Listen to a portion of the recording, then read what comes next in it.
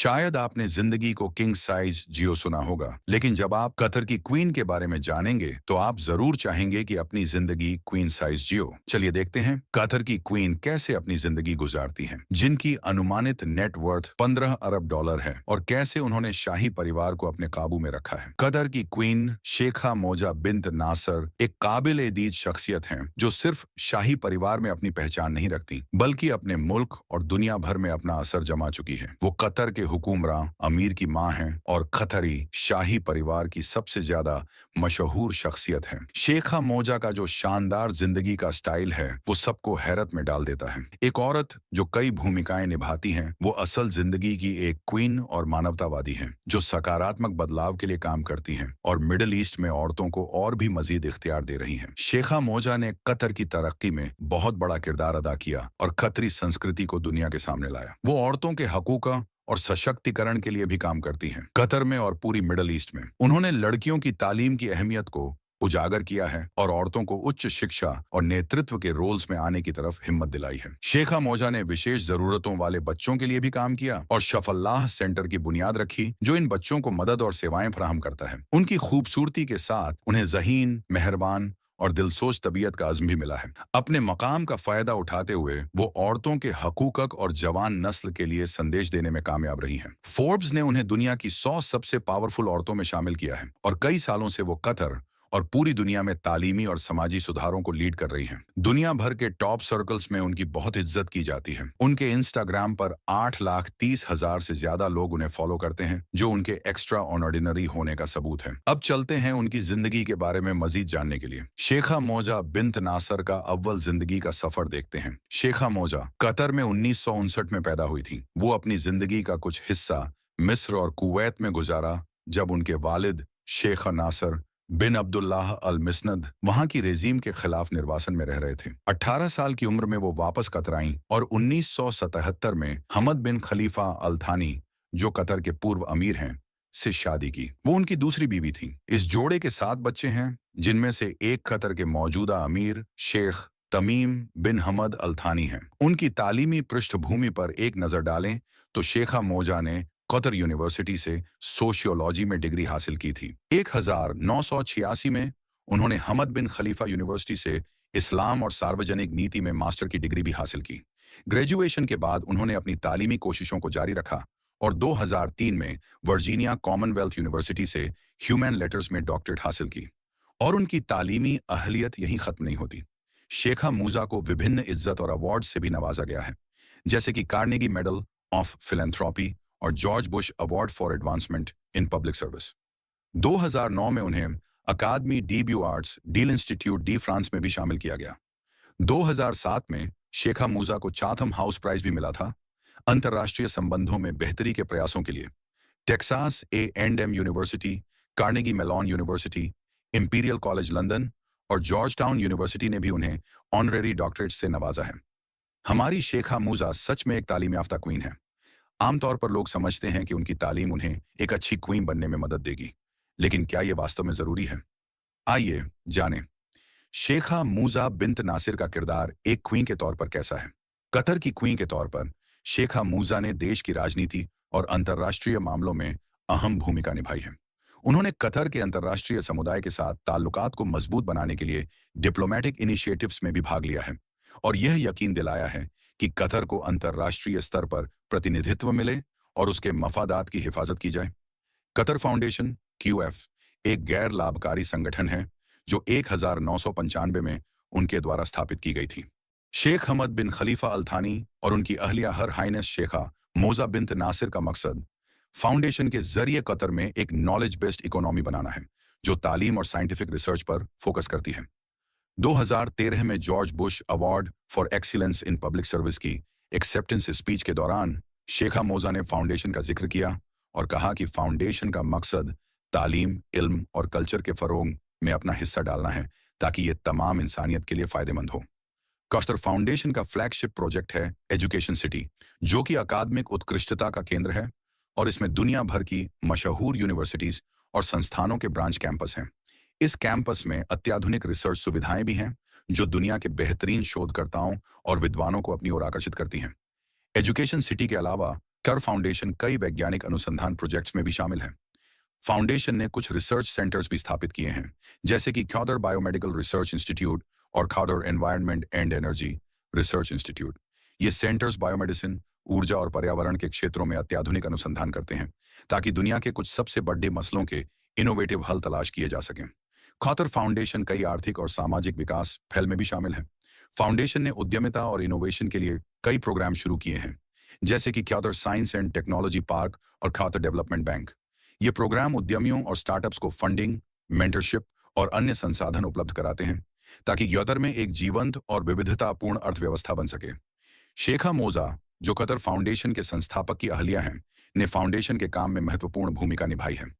उन्होंने पहले 2009 से 2014 तक सुप्रीम काउंसिल ऑफ हेल्थ में वाइस चेयर के रूप में भी सेवाएं दी हैं, जहां उन्होंने कतर के स्वास्थ्य व्यवस्था के विकास की निगरानी की। शेखा मोजा सुप्रीम एजुकेशन काउंसिल की वाइस चेयर भी रह चुकी हैं 2006 से 2012 तक, जहां उन्होंने कतर के पब्लिक स्कूलों में अहम सुधारों को देखने में भूमिका निभाई। सिर्फ यही नहीं, 2008 से शेखा मोजा सिलाटेक की चेयरपर्सन भी हैं।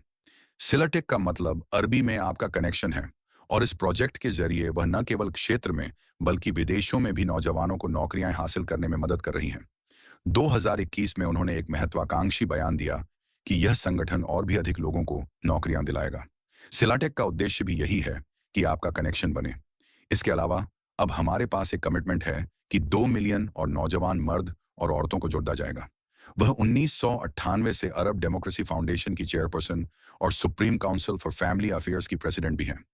कतर में संस्कृति और स्वास्थ्य से जुड़े कार्यों को बढ़ावा देने में उन्होंने बहुत बड़ा योगदान दिया है, और मध्य पूर्व के अन्य देशों के साथ कतर के संबंधों को मजबूत करने में भी उनका महत्वपूर्ण हिस्सा रहा है। 2002 में उन्होंने और पूर्व अमीर हमद बिन खलीफा अल थानी ने कतर में व्हील कॉर्नेल मेडिकल कॉलेज की स्थापना की।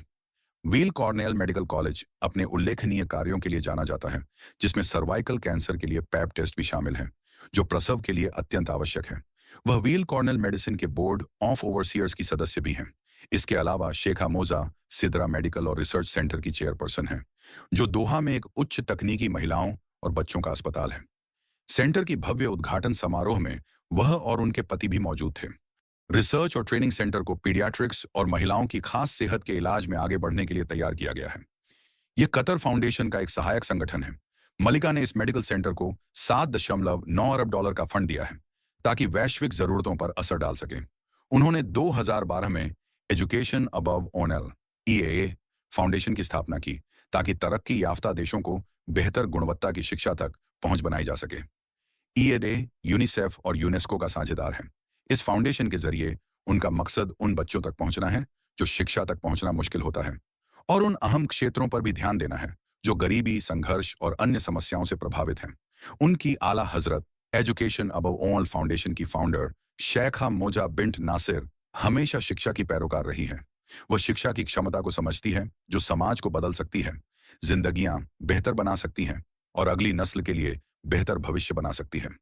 इस सोच को मद्देनजर रखते हुए उन्होंने 2012 में EAA की स्थापना की, जो एक नॉन प्रॉफिट संगठन है जो तरक्की याफ्ता देशों के बच्चों और नौजवानों को गुणवत्ता शिक्षा प्रदान करने के लिए वचनबद्ध है। फाउंडेशन का नारा है, गुणवत्तापूर्ण शिक्षा हर किसी का अधिकार है, और इसका मकसद यह है कि हर बच्चा एक सुरक्षित, समावेशी और उत्कृष्ट शिक्षा तक पहुंच सके। EAA फाउंडेशन ने अपने इनक्लेव के बाद से वैश्विक शिक्षा तक पहुंच बढ़ाने में बहुत सी सफलता हासिल की है। यह फाउंडेशन 55 से ज्यादा देशों में सरकारों, NGOs, सिविल सोसाइटी संगठनों, CSOs और दूसरे स्टेक होल्डर्स के साथ मिलकर शिक्षा के प्रोग्राम और सुधारों का समर्थन करती है। ये फाउंडेशन ने लाखों बच्चों और नौजवानों की जिंदगियों को बदला है, खासकर उन लोगों की जो संघर्ष, आपदाओं और आपात स्थितियों से प्रभावित हैं। फाउंडेशन के प्रोजेक्ट्स और गतिविधियों में educate a child, protect education in insecurity and conflict (PEIC) और अल्फा कुरा शामिल हैं। एजुकेट ए चाइल्ड का मकसद आउट ऑफ स्कूल बच्चों को बेहतरीन प्राथमिक शिक्षा में शामिल करना है, जबकि PEIC प्रोग्राम स्कूलों, छात्रों और शिक्षकों की सुरक्षा करता है संघर्ष क्षेत्रों में। उनके इन तमाम प्रोजेक्ट्स में शामिल होने का तरीका यह दर्शाता है कि कतर की मलिका सिर्फ एक नाम की मलिका नहीं है। असल में वह अपने प्रयासों और पैसों से कतर में महिलाओं और बच्चों के मेडिकल सुविधाओं को बेहतर बनाने के लिए काम करती हैं। मेडिकल पहलुओं के अलावा उनका बुनियादी फोकस शैक्षिक पहलुओं की फंडिंग और सशक्तिकरण पर है।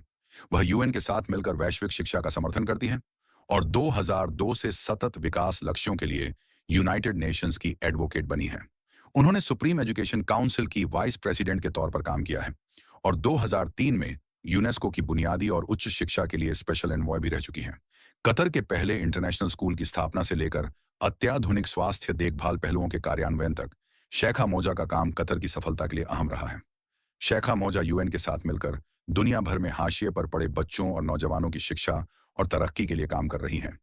उनकी इस मकसद के लिए समर्पित कोशिश का सबूत उनका यूनेस्को के बुनियादी और उच्च शिक्षा के स्पेशल एनवॉय का पद है, जो उन्होंने 2003 से संभाल रखा है। शेखा मोजा का यूनेस्को स्पेशल एनवॉय के तौर पर काम करना बहुत से प्रोग्राम्स की नींव रखने में मददगार रहा है, जो कि तरक्की याफ्ता देशों में शिक्षा को बेहतर बनाने के लिए है। शेखा मोजा के कुछ अहम कामों में से एक था इराक में international fund for higher education का कायम करना, जो कि उन शैक्षणिक संस्थानों की दोबारा तामीर में मददगार साबित हुआ जो देश के झगड़े के दौरान तबाह हुए। उनकी कोशिशों से दुनिया के दूसरे हिस्सों में भी शिक्षा के नज़म बेहतर हुए।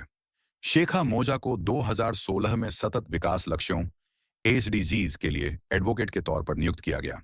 शिक्षा और सतत विकास के लिए उनकी लगातार कोशिशों की कद्र करते हुए उन्होंने अपने मुकाम का इस्तेमाल शिक्षा की अहमियत को बढ़ाने के लिए किया, खासकर उन जगहों पर जो झगड़े, गरीबी और नाइंसाफी से प्रभावित हैं। शेखा मोजा ने यह साफ किया है कि शिक्षा सतत विकास का एक अहम जरिया है और कमजोर समुदायों की जिंदगियों में बेहतरी लाने का जरिया है। उनकी मशरूफियत को देखकर यह लगता है कि ये सब एक शख्स के लिए मुश्किल है, लेकिन कतर की रानी की इतनी डेडिकेशन और समझ के लिए ये कुछ नहीं। लेकिन कतर की रानी और क्या करती हैं और अपने पैसे कैसे खर्च करती हैं, चलिए जानते हैं। शिक्षा और स्वास्थ्य सेवा में परोपकार के अलावा शेखा मोजा बेंट नासिर ने सामाजिक मुद्दों के लिए भी आवाज उठाई है। उन्होंने कतर और इस इलाके में औरतों के हकूकन के लिए काम किया है और उन्हें एम्पावर करने के लिए कोशिश की है। उन्होंने मशरिक और मगरिब के बीच सांस्कृतिक एक्सचेंज और समझ बढ़ाने के लिए भी कोशिशें की हैं, जैसे कतर म्यूजियम अथॉरिटी के जरिए, जो कतर के कई म्यूजियम और सांस्कृतिक संस्थानों को संभालता है। मिसाल के तौर पर उनकी योगदान चिकित्सा, शिक्षा और सामाजिक मुद्दों में काफी महत्वपूर्ण और दूर तक फैली हुई है। उनकी बेपनाह कोशिशों ने कतर और इससे परे कई लोगों की जिंदगी में बेहतरी लाई है और उनका विरसा बेहतर मुस्तकबिल की तरफ रहनुमाई करता रहेगा। शेखा मोजा बेंट नासिर का अंतर्राष्ट्रीय असर और स्टाइल है। अगर आप सोचते हैं कि शेखा मोजा बेंट नासिर सिर्फ स्थानीय मसाइल पर काम करती है, तो आप गलत हैं। वो 63 साल की फैशनिस्टा हैं जो देखने में बिल्कुल भी नहीं बदल रही। उनका फैशन में गहरा शौक है और उनका अपना एक आइकॉनिक स्टाइल है। वैनिटी फेयर ने उन्हें दुनिया की सबसे स्टाइलिश औरतों में से एक वोट दिया है। ये तो कोई खास जानकारी नहीं है, लेकिन रानी ने अपने फैशन शौक में आगे बढ़ते हुए कायला शुरू किया। कायला एक लग्जरी अपैरल लेबल है जो पारंपरिक कतराई डिजाइनों को समकालीन स्टाइलिंग के साथ मिलाता है। ये ब्रांड 2012 में शुरू हुआ और इसमें वैरायटी ऑफ कपड़े, एक्सेसरीज और होम डेकोर शामिल हैं। कायला के डिजाइन कतर की अमीर तारीख और विरासत से प्रेरित हैं, जिनमें नर्म एम्ब्रॉयडरी और हाथ से बनाए गए क्राफ्ट्समैन तकनीकें शामिल हैं जो सदियों से चली आ रही हैं। इस ब्रांड का मकसद कतर की संस्कृति और परंपराओं को दुनिया भर में दिखाना है, जबकि स्थानीय कलाकारों और कंपनियों की मदद भी करना है। कायला शेखा मोजा की कतर के विरसे को संभालने और देश की आर्थिक तरक्की को बढ़ाने की प्रतिबद्धता को दर्शाता है। ये ब्रांड उनकी नजर और विजन से प्रेरित है और कायला कतर का पहला अंतर्राष्ट्रीय फैशन ब्रांड दुनिया के बेहतरीन लग्जरी बिजनेस में से एक बन रहा है। शेखा मोजा फैशन ट्रस्ट अरबिया एफटीए से भी जुड़ी हुई है, जो सितंबर 2018 में शुरू हुई थी और महिलाओं के कपड़े के डिजाइनों पर फोकस करती है। उन्होंने लेटेनेरे नाम का एक कंपनी भी रखा है, जो कि फ्रेंच लेदर गुड्स मैन्युफैक्चरर है। लेटेनेरे कंपनी एक लग्जरी लेदर गुड्स फर्म है जो फ्रांस में बनाई गई थी और इसका कायम 1898 में हुआ था। ये कंपनी हैंडबैग्स, वॉलेट्स, बेल्ट्स और छोटी लेदर एक्सेसरीज जैसे high quality leather items produce करती है। लेटेनेरे का एक लंबा इतिहास है हाथ से क्राफ्ट्समैनशिप का, और ये अपने अटेंशन टू डिटेल और हाई क्वालिटी मटेरियल्स के लिए मशहूर है। कतर की स्टाइलिश रानी को यह भी मालूम है कि उन्हें कस्टमाइज्ड हॉट काउचर डिजाइनों को कतर की मॉडेस्टी रूल्स के मुताबिक बदलना है। 2010 में कतर की खूबसूरत और स्टाइलिश रानी को फोर्ब्स की 100 मोस्ट पावरफुल वुमेन लिस्ट में 74 नंबर पर रखा गया, और ये सिर्फ एक लिस्ट नहीं है जिसमें उनका नाम है। उनका नाम गोल्फ बिजनेस की टॉप 100 मोस्ट पावरफुल अरब्स की लिस्ट में भी था। वो ताकतवर हैं, स्टाइलिश हैं और उनका टेस्ट भी बेहद बेहतरीन है। उनका एंसेंबल हमेशा ट्रेडमार्क टर्बन्स के साथ मैच करता है। वह हिजाब के विकल्प के तौर पर अपनी खुशगवार वार्डरोब पहनती है, जो कि किसी भी शख्स के लिए एक ड्रीम कलेक्शन है। इसमें मशहूर इंटरनेशनल डिजाइनर लेबल्स शामिल हैं, जैसे चैनल, हर्मेस, डायर, राल्फ और Rousseau, Stephanie roll on, Jean Paul गॉल्टियर और वैलेंटिनो। उसकी ज्वेलरी सिर्फ उसके आउटफिट्स के साथ नहीं, बल्कि उसकी लग्जीरियस लेकिन एलिगेंट टेस्ट के साथ भी है, जो कार्टियर, वैन क्लीफ और आर्पेल्स और हैरी विंस्टन से लेकर बुचेलाटी और डेविड वेब तक फैली हुई है। वह डायमंड डायडेम और एटिला भी रखती है। उसकी पर्सनल नेटवर्थ $15 बिलियन है और उसके परिवार की नेटवर्थ $335 बिलियन है। इसलिए वह बेहतरीन चीजों को अफोर्ड कर सकती है। उसका पसंदीदा फुटवियर डिजाइनर ब्रांड क्रिश्चियन लुबुटिन है, लेकिन वह सिर्फ मशहूर लग्जरी ब्रांड्स तक सीमित नहीं है। वह कई लोकल डिजाइनर्स को भी एंडोर्स करती है, ताकि उनकी क्रिएशंस को प्रमोट किया जा सके। जब वह किसी इवेंट पर आती है, लोग 2 बार देखते हैं, क्योंकि वह बिल्कुल खूबसूरत और कॉन्फिडेंट लगती है। कतर की रानी का फैशन के लिए प्यार बिजनेस डिसीजन में भी नजर आता है। 2010 में कतर के रॉयल फैमिली ने लंदन के हैरोड्स डिपार्टमेंट स्टोर को 1 अरब 700 करोड़ डॉलर्स की स्टैगरिंग रकम में खरीदा। और फिर 2 साल बाद 2012 में उन्होंने इटली का मशहूर वेलेंटिनो फैशन हाउस भी खरीद लिया, जिसका अंदाजा है कि इसका डील $857 मिलियन से ज्यादा है। वह सिर्फ बेहतरीन फैशन नहीं दिखाती, बल्कि खरीदती भी है। वह लंबे गाउन पसंद करती है, जो रिफाइंड लेकिन स्टाइलिश और अक्सर जिंदा रंगों में होते हैं। वह कार्टियर ज्वेलरी इकट्ठा करती है और फैशनेबल पर्स और बेल्ट्स के साथ दस्ताने पहनना पसंद करती है। सिल्क की चीजें अक्सर उसकी पसंद होती हैं और वह अक्सर पारंपरिक अबायास भी पहनती है, बड़े इवेंट्स पर, जैसे कि डार्क ब्लू वेलेंटिनो गाउन जो उसने fashion trust Arabia prize ceremony पर पहना। FYI, उसका पति शेख अहमद भी अक्सर इवेंट्स पर मैचिंग एंसेंबल में उसका साथ देता है, इसलिए हम उन्हें एक ही थीम या रंगों में देख सकते हैं। वो अरबिया के साथ एक इंटरव्यू में खूबसूरत रानी ने कहा, "यह मेरा मेंटल ट्रीट है। जब मैं थकी होती हूँ, मैं अपने ड्रेसिंग रूम में जाती हूँ और अपने क्लॉजेट्स का जायजा लेती हूँ। मैं चीजों को मिक्स और फिक्स करने की कोशिश करती हूँ।" अमीर की पब्लिक कंसोर्ट के तौर पर उसने कतर को कई इंटरनेशनल इवेंट्स में रिप्रेजेंट किया, जिसमें स्टेट विजिट्स और रॉयल वेडिंग्स भी शामिल हैं। और वह ये सब कुछ करते हुए भी बिल्कुल स्टनिंग लगती है। ये कोई हैरानी की बात नहीं कि वह मध्य पूर्व की तमाम औरतों के लिए एक रोल मॉडल है।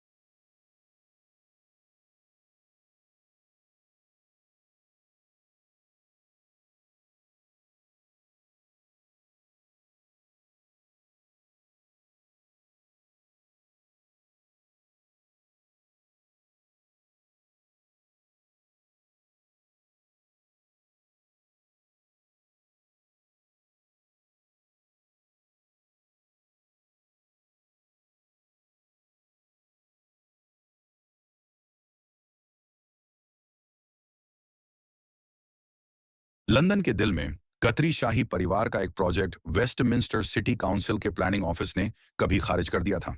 अल्थानी परिवार के पास विक्ट्री पार्क ओलंपिक विलेज भी है, जो लंदन में 2012 के ओलंपिक खेलों के लिए बनाया गया था। ये लोग लंदन के हीथ्रो एयरपोर्ट का भी 20% हिस्सा अपने पास रखते हैं। कतर के पूर्व अमीर और महारानी के पति हमद बिन खलीफा अल थानी ने 2021 में $210 मिलियन का निवेश रियल एस्टेट पर केंद्रित फंड्स में किया, जो संयुक्त राज्य America, Bharat, Morocco, Malaysia, Panama और तुर्की में थे। शेखा मूजा बिन्त नासिर अल मिस्नद, जो कतरी शासक की 3 पत्नियों में से एक हैं, ने अलग अलग घर 2013 में 120 मिलियन पाउंड में खरीदे। भविष्य में इन संपत्तियों का क्या योजना है? यह अभी तक स्पष्ट नहीं है क्योंकि पैलेस की आवेदन खारिज हो चुकी है।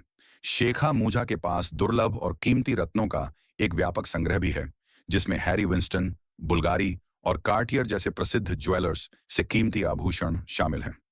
उन्हें इन आभूषणों को डिजाइनर गाउन्स और हॉट काउचर ड्रेस के साथ पहने देखा गया है।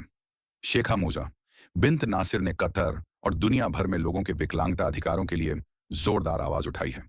वे Qatar foundation for education, science and community development की संस्थापक और चेयरपर्सन हैं और विकलांगता वाले लोगों के लिए शिक्षा, पुनर्वास और रोजगार के अवसरों को बढ़ावा देने में सक्रिय हैं। कतर फाउंडेशन के जरिए उन्होंने Al Shafallah centre for children with special needs जैसे केंद्र स्थापित किए हैं, जो विकलांगता वाले लोगों को सहायता और सेवाएं प्रदान करते हैं। 1999 में उन्होंने अल शफाला सेंटर की स्थापना की, जिसमें ऑटिज्म और मानसिक विकलांगता वाले 21 साल से कम उम्र के लोगों के लिए उत्कृष्ट शैक्षिक और पुनर्वास सेवाएं दी जाती हैं। ये केंद्र 2013 से Qatar foundation for social work के माध्यम से चलाया जा रहा है। विकलांगता के मामले में महामहिम शेखा मूजा बिन्त नासिर ने दोहा अंतर्राष्ट्रीय सम्मेलन में विकलांगता और विकास DICD में भी भाषण दिया। उन्होंने समाज को चुनौती दी कि विकलांगता के पारंपरिक विचारों को पुनः विचार किया जाए ताकि भेदभाव और गलत धारणाएं दूर हो सकें।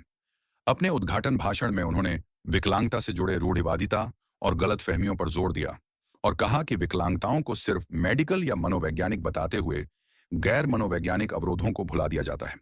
उनका कहना था कि कठोर वातावरण जैसे परिवार, समाज या युद्ध के प्रभाव भी मानसिक अवरोधों का कारण बन सकते हैं। अंत में उन्होंने एक वैश्विक आह्वान किया कि विविध प्रतिभाओं में निवेश बढ़ाया जाए ताकि ये लोग मानव विकास में अपना योगदान दे सकें। महामहिम ने शिक्षा और करियर संभावनाओं के महत्व पर भी जोर दिया। कतर में उनका काम समग्र रूप से बहुत प्रभावशाली है और दुनिया भर में लोगों में यह चेतना पैदा करने में मदद की है कि माजूर अफराद के हकूक और जरूरतें क्या हैं। शेखा मूजा बिन्त नासिर ने शामिल और बराबर मौकों के लिए मजबूत आवाज उठाई है और उनकी कोशिशों का बहुत से माजूर अफराद की जिंदगियों पर अहम असर पड़ा है। शेखा मूजा बिन्त नासिर और मीशारा प्रॉपर्टीज ने एक और रास्ता अपनाया है, जो कि रियल एस्टेट इंडस्ट्री है। मीशारा प्रॉपर्टीज कतर में एक रियल एस्टेट का काम कर रही है, जो कि सस्टेनेबल अर्बन रिहेबिलिटेशन इनिशिएटिव्स में माहिर है। यह कंपनी 2008 में बनी थी, जिसका मकसद मुल्क भर में सस्टेनेबल और एनर्जी इफिशिएंट बिल्डिंग्स को डेवलप करना था। मूजा बिन्त नासिर का मीशारा प्रॉपर्टीज के कयाम में अहम किरदार था और वह कंपनी के बोर्ड ऑफ डायरेक्टर्स की चेयरपर्सन भी हैं। मूजा बिन्त नासिर की शिरकत मीशारा प्रॉपर्टीज की कामयाबी में निहायत ही अहम रही है। उनकी रहनुमाई में कंपनी ने कतर में कई शानदार प्रोजेक्ट्स बनाए हैं, जिनमें माशरफ डाउनटाउन दोहा भी शामिल है, एक मिक्स्ड यूज कॉम्प्लेक्स जो दुनिया के सस्टेनेबल अर्बन रीडेवलपमेंट प्रोजेक्ट्स में से एक माना जाता है। इस डेवलपमेंट में कमर्शियल, रेसिडेंशियल और रिटेल एरियाज के साथ साथ पब्लिक फैसिलिटीज जैसे पार्क्स और पेडेस्ट्रियन वॉकवेज भी शामिल हैं। जबरियत में रहने से लेकर कतर की कबीन बनने तक का यह शेखा मूजा का सफर है। उम्मीद है आपको यह वीडियो पसंद आई होगी। मजीद मालूमात के लिए किसी कार्ड पर क्लिक करें और सब्सक्राइब और शेयर करना न भूलें।